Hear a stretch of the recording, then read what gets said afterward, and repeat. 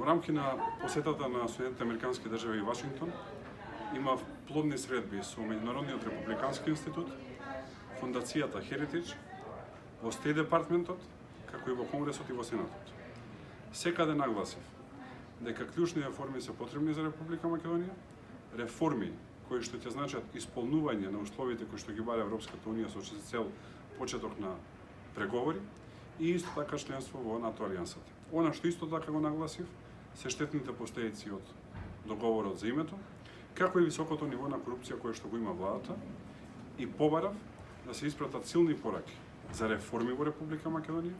за борба против корупцијата и за подобрување на економската ситуација, затоа што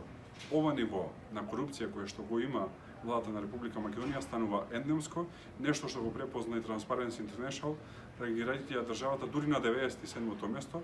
нешто против што треба да се бориме.